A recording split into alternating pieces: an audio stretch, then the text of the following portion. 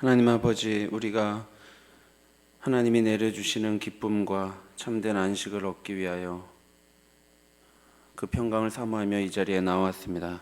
하나님 아버지, 우리에게 말씀으로 가르쳐 주시어 하늘에서 내려지는 그 기쁨을 소유하게 하여 주옵소서. 예수님의 이름으로 기도하옵나이다. 아멘. 찬송가 435장입니다. 찬송가 435장입니다. 435장 함께 찬송하시겠습니다. 나의 영원하신 기업 생명보다 귀하다. 나의 갈 길 다가도록 나와 동행하소서. 주께로 가까이 주께로 가오니 나의 갈 길 다가도록 나와 동행하소서. 세상 부귀 아니람과 모든 명예 버리고 험한 길을 가는 동안 나와 동행하소서. 주께로 가까이 주께로 가오니 나의 갈 길 다가도록 나와 동행하소서. 어두운 골짝 지나가며 험한 바다 건너서 천국 문에 이르도록 나와 동행하소서. 주께로 가까이 주께로 가오니 나의 갈 길 다가도록 나와 동행하소서. 아멘. 성경 말씀 누가복음 12장 13절부터 21절까지입니다. 누가복음 12장 13절부터 21절까지 말씀입니다. 본문은 13절부터 34절까지인데 13절부터 21절까지 교독하겠습니다. 무리 중에 한 사람이 이르되 선생님, 내 형을 명하여 유산을 나와 나누게 하소서 하니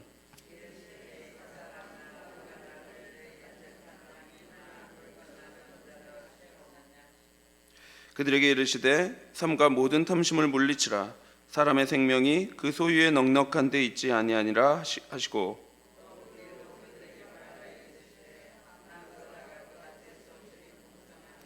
심중에 생각하여 이르되 내가 곡식 쌓아둘 곳이 없으니 어찌할까 하고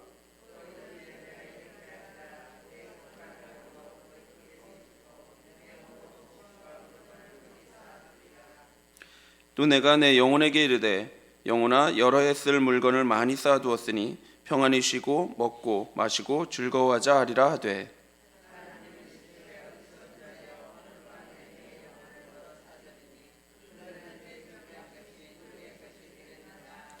함께 읽겠습니다. 자기를 위하여 재물을 쌓아두고 하나님께 대하여 부여하지 못한 자가 이와 같으니라. 아멘. 어제 우리는 12장 1절에서 12절을 통해서 예수님의 가르침을 배웠습니다. 예수님께서는 자신의 뒤를 따라오는 자들의 삶에는 세상의 영화와 풍요가 아닌 오히려 고난과 박해가 있을 거라고 말씀하셨습니다. 그렇지만 하나님의 도우심이 있는 그 길, 마지막 때에 하나님께서 인정하는 그 길을 선택하라고 말씀하셨죠. 왜냐하면 모든 인간에게는 죽음의 계절이 찾아오고 그 시간은 짧기 때문입니다. 우리는 죽음 이후에 우리를 심판하시는 그분을 두려워해야 하지요. 그 나라는 영원하며 무엇과도 비교할 수 없는 영광이 있는 그런 나라이기 때문입니다. 이렇게 예수님께서 당신을 따르는 길에는 고난과 박해가 있다는 것과 그럼에도 하나님의 나라와 의를 위하여 이 땅을 살아야 함을 말씀하실 때에 그 말씀을 하고 계신 중에 무리 중에 한 사람이 예수님께 나와서 말을 했습니다. 13절입니다. 무리 중에 한 사람이 이르되 선생님 내 형을 명하여 유산을 나와 나누게 하소서 하니, 이는 아마도 형이 유산을 혼자 독차지하려고 한 것 같습니다. 그래서 유산 문제를 해결해 달라고 예수님을 찾아온 것이죠. 그런데 늘 이런 경우에 친절하게 사람들의 어려움을 해결해 주시던 예수님께서 이번에는 중재자가 되기를 거부하시면서 오히려 그에게 탐심을 물리치라 이렇게 말씀하십니다. 그러면서 사람의 생명이 그 소유에 넉넉한 데 있지 아니하니라 이렇게 말씀하시죠. 예수님이 갑자기 왜 이런 말씀을 하시는가는 이 문맥을 살펴보아야 합니다. 마가복음에도 이런 비슷한 흐름의 문맥이 있는데요. 마가복음 10장 17절 이후에 보면 그 문맥에 따라 한번 잘 들어보시면요, 한 부자 청년이 예수님을 찾아와서 영생에 대한 질문을 합니다. 그때 예수님은 내게 있는 것을 다 팔아 가난한 자들에게 주라 이렇게 말씀하시는데 그 사람은 슬픈 기색을 띠며 돌아가게 되죠. 그리고 예수께서 제자들에게 가르치시기를 재물이 있는 자가 하나님 나라 들어가기가 심히 어려운데, 얼마나 어려운지 낙타가 바늘기로 들어가는 것이 오히려 쉽다고 말씀하십니다. 이 말씀은 이 땅의 부귀영화를 사랑하는 것이 하늘나라를 사랑하는데 얼마나 큰 걸림돌이 되는가 하는 것을 가르쳐 주신 것입니다. 이 땅의 영광을 추구하면 하늘나라의 영광을 추구할 수 없다라는 것을 말씀하신 것이죠.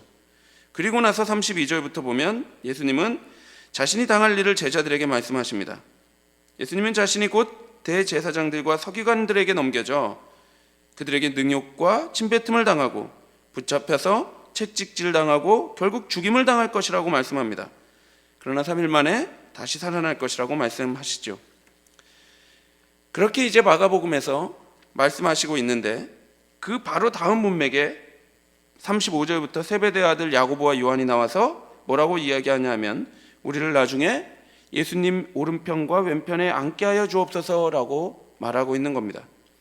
예수님은 이 땅의 부귀영화를 사랑하는 것이 얼마나 위험한지를 설명하셨고 자신이 가야 할 길은 고난과 박해의 길임을 설명하셨는데 그 다음에 제자들이 하는 행동이 바로 예수님 나중에 높이 올라가시면 우리도 높은 자리에 좀 앉혀주십시오 라고 말한 겁니다.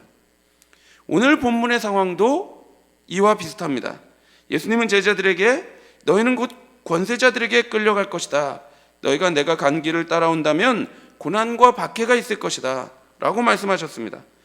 그러나 이 땅에서의 죽음 이후에 심판하시는 그분을 두려워하므로 너희가 땅의 영광이 아니라 하늘 영광을 위해 살아야 한다고 말씀하신 것이죠. 그런데 그때 이런 문맥에서 무리 중에 한 사람이 예수님을 찾아와 유산 문제 해결해 달라고 이야기한 것입니다. 다시 또 먹고 사는 문제로 돌아가서 유산 문제를 꺼내서 예수님께 중재해 달라고 요청한 것입니다. 이때 예수님의 대답은 15절입니다. 그들에게 이르시되 삼가 모든 탐심을 물리치라. 사람의 생명이 그 소유에 넉넉한 데 있지 아니하니라 하시고, 예수님의 대답을 보면 유산 문제를 제기한 이 사람은 소유를 넉넉하게 하는 것이 생명을 얻는 것이다 라고 생각한 것입니다. 다시 말하면 재물을 많이 쌓아놓으면 육체와 영혼이 영원한 안식을 누릴 수 있다라고 생각한 것이죠. 그러나 예수님은 생명은 소유에 있는 것이 아니라고 단호하게 말씀하십니다. 그러니 너 마음속에 있는 그 탐심을 물리치라고 말씀하십니다. 그러면서 하나의 비유를 말씀하시는데요, 이 비유에서 곡식을 쌓아두고 더 쌓아둘 데가 없어서 그 곡간을 다시 더 크게 지어서 곡식을 충분히 쌓아둔 한 부자가 있습니다. 그는 자기의 영혼에게 이렇게 말하지요. 19절입니다. 또 내가 내 영혼에게 이르되 영혼아 여러 해 쓸 물건을 많이 쌓아두었으니 평안히 쉬고 먹고 마시고 즐거워하자 하리라 하되. 무슨 말입니까? 부족함 없이 재물을 많이 쌓아두었으니 이제 나의 영혼과 육체는 충분히 안식을 누릴 수 있다는 것입니다. 그런데 하나님은 그에게 뭐라고 말씀하십니까? 그에게 어리석은 자라고 말씀하십니다. 20절입니다. 하나님은 이르시되 어리석은 자여, 오늘 밤에 내 영혼을 도로 찾으리니 그러면 내 준비한 것이 누구의 것이 되겠느냐 하셨으니. 무슨 말씀입니까? 너가 그렇게 평생을 쉬지 않고 모으고 또 모으고 이것만 있으면 나는 이제 평안히 쉴 수 있겠다, 즐거워할 수 있겠다 생각했는데 하나님께서 너의 죽음의 계절을 앞당기셔 영혼을 데려가시면 그렇게 힘들게 모으고 또 모은 것, 그거 다 누구의 것이 되겠냐 물어보시는 것입니다. 그거 다 먼지처럼 사라져 버린다는 것입니다.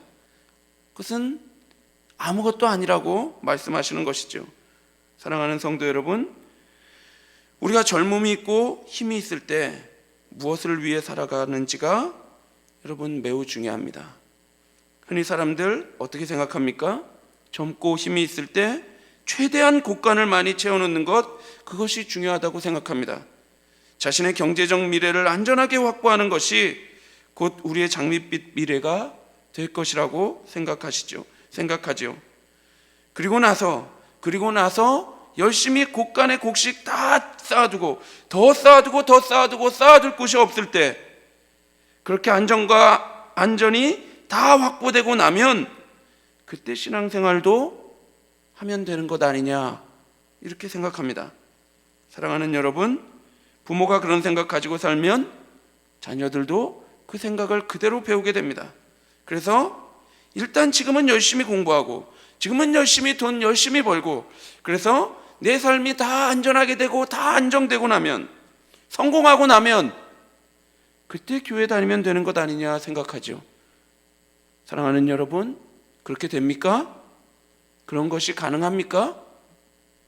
세상 그토록 사랑하다가 나중에 세상에서 얻을 것 다 얻고 난 그 다음에 하나님도 이제 좀 사랑해 보겠다 라고 생각하는 우리의 이 얄팍한 생각이 가능합니까? 여러분, 그 곳간 채워집니까? 우리의 욕심이 세상을 사랑할 때 그 욕심이 채워지든가요? 여러분, 그것은 절대로 채워지지 않습니다. 우리의 탐욕을 채운 다음에 무엇을 하겠다? 그것은 불가능합니다. 우리가 이 세상을 사랑하는 한 우리의 탐욕은 절대로 채워지지 않습니다. 그래서 오히려 그 탐욕을 버려야 하는 것이죠. 이 땅에서 아무리 많은 재물을 쌓고 또 쌓아놓는다 하여도 그 소유는 우리와 우리 자녀들에게 진정한 안식을 줄 수 없습니다. 그러니 탐심을 추구할 때 쉼이 오는 것이 아니라 탐심을 버릴 때 그 안식을 누릴 수 있는 것이죠. 따라서 탐심을 버려야 합니다. 땅에서의 부귀영화를 사랑하는 자들은 하나님 나라를 들어갈 수 없습니다. 낙타가 바늘기로 들어갈 수 없는 것처럼 말입니다. 그렇다면 어디에 안식과 평화가 있습니까? 어디에 참 생명이 있단 말입니까? 예수님은 22절에 제자들에게 그러니까 너희가 무엇을 먹을지 무엇을 입을지 염려하지 말라고 말씀합니다. 그건 너희가 걱정할 것이 아니라는 겁니다. 그런 것들은 우리에게 참 생명을 줄 수 없다고 말씀하시죠. 그런 것은 세상 백성이 구하는 것이라고 말씀합니다. 그럼 어떻게 해야 합니까? 땅의 백성이 아니라 하늘 백성은 무엇을 구합니까? 31절에 우리에게 말씀하십니다. 다만 너희는 31절에 무엇을 구하지요? 그렇습니다. 다만 너희는 하나님 나라를 구합니다. 하나님 나라의 의를 구합니다. 너희는 사는 방식이 완전히 다르다는 것입니다. 하나님만을 사랑하는 존재로 다시 태어난 너희들은, 즉 성도는 추구하는 것이 완전히 다르다고 말씀합니다. 세상 사람들이 추구하는 것과 성도가 추구하는 것은 완전히 다르다는 것이죠. 우리가 예수를 믿는다고 하는 것은 조금 더 훌륭한 사람이 되었다는 것을 말하지 않습니다. 완전히 죽었다가 다시 태어났다는 것을 말합니다. 완전히 새로운 존재가 된 것입니다. 이전에 이 땅을 사랑하던 우리의 옛사람은 십자가에 달린 예수 그리스도와 함께 죽었습니다. 그리고 예수께서 다시 사실 그때에 우리는 나를 그토록 사랑하신 하나님만을 사랑하는 존재로 다시 태어난 것입니다. 사랑하는 여러분, 성도는 땅에 살아가지만 하늘에 속한 자들입니다. 따라서 성도는 세상과 살아가는 목적이 완전히 다릅니다. 성도는 이 땅에서 하늘의 영광을 위하여 살아갑니다. 우리의 삶을 통해 하나님께서 영광 받으시기를 소망하며 살아가지요. 그것이 우리의 목적이요 유일한 소망입니다. 나를 그토록 사랑하시는 그분의 영광을 위하여 살아가는 것이 우리의 유일한 목적이자 소망인 것입니다. 사랑하는 성도 여러분, 그 길에는 고난과 박해가 있습니다. 우리 주님이 가신 십자가의 길은 능욕과 침뱉음이 있고 채찍질과 죽음이 있습니다. 그러나 그 길에는 땅이 줄 수 없는 하늘의 부요함이 있습니다. 우리 주님 다시 배울 때 형용할 수 없는 기쁨과 감사와 평강과 안식, 영화가 주어질 것입니다. 뿐만 아니라 그 기쁨은 이 땅에서도 있습니다. 성도의 삶에는 고난과 박해가 있을지라도 그 안에 들어가 보면 마치 태풍의 눈처럼 고난 중에도 고요함이 있습니다. 박해 중에도 잠잠한 평화가 있는 것입니다. 왜 그렇습니까? 성도의 삶에는 언제나 아버지 하나님의 보호하심이 늘 함께 하시기 때문입니다. 까마귀도 백합화도 하물며 들풀도 먹이시고 입히시는 하나님께서 우리를 자녀처럼 돌보고 계시기 때문이지요. 따라서 성도는 하나님의 영광을 위해 살아갈 때 그와 동행하며 이 땅에서 하늘을 맛보며 살아갈 수가 있습니다. 그것이 바로 성도가 누리는 참된 안식이요 성도의 영광입니다. 사랑하는 성도 여러분, 그렇다면 하늘나라를 소망하며 살아가는 삶은 어떠한 삶입니까? 그 삶은 보물을 땅에 쌓아두는 인생이 아니라 영원한 하늘에 쌓는 인생입니다. 하늘의 보물을 쌓는 방법은 우리에게 33절이 가르치고 있습니다. 33절입니다. 너희 소유를 팔아 구제하여 낡아지지 않은 배낭을 만들라. 곧 하늘에 둔 바 다함이 없는 보물이니 거기는 도둑도 가까이 하는 일이 없고 좀도 먹는 일이 없느니라. 우리가 하늘에 보화를 두는 방법은 우리의 소유를 팔아 구제하는 것입니다. 내 것을 더 쌓아두고 곳간도 다 보시고 더 크게 두어서 그렇게 쌓아두는 인생이 아니라, 그런 세상 방식이 아니라 오히려 우리의 소유를 가난인들에게 나누어 주며 사랑으로 섬기는 방식이 바로 하늘의 방식인 것이죠. 우리 모두가 이 땅의 영광이 아닌 하늘나라 영광을 구하며 살아가는 자들이 되기를 바랍니다. 그래서 우리가 소유를 자기 창고에 쌓는데 열심을 다하며 살아가는 인생이 아니라 그 소유를 나누어 줌으로 예수 그리스도의 사랑을 전하는 인생이 되기를 바랍니다. 기도하겠습니다. 하나님 아버지, 우리에게 참된 평강을 선물해 주십시오. 하나님, 이 시간 말씀으로 우리를 깨우쳐 주셔서 우리 마음 안에 참된 기쁨을 소유하게 하여 주시옵소서. 그래서 우리의 인생이 계속 쌓아두는데도 불구하고 목마른 인생이 아니라 이 땅에서 아무런 쌓아둠이 없는데도 하나님이 주시는 그 평강으로 말미암아 부요함을 누리는 인생 살아가게 하여 주시옵소서. 그래서 내 모든 것 나누어 주면서 살아가는 참된 부요한 인생 살아가게 하여 주옵소서. 예수 그리스도의 이름으로 기도하옵나이다. 아멘. 하늘에 계신 우리 아버지여, 이름이 거룩히 여김을 받으시오며 나라의 임하옵시며 뜻이 하늘에서 이룬 것 같이 땅에서도 이루어지이다. 오늘날 우리에게 일용할 양식을 주옵시고 우리가 우리에게 죄 지은 자를 사하여 준 것 같이 우리 죄를 사하여 주옵시고 우리를 시험에 들게 하지 마옵시고 다만 악에서 구하옵소서. 대개 나라와 권세와 영광이 아버지께 영원히 있사옵나이다. 아멘. 우리가 이 땅의 부요와 영광이 아닌 하나님 나라의 의를 위하여 우리의 소유를 나누는 인생을 살 수 있도록 기도하시고, 주변에 고난당하는 성도들을 위해 기도해 주시고, 또 대신방을 위해, 교회당 건축을 위해 기도해 주시고 개인적으로 기도하시기 바랍니다.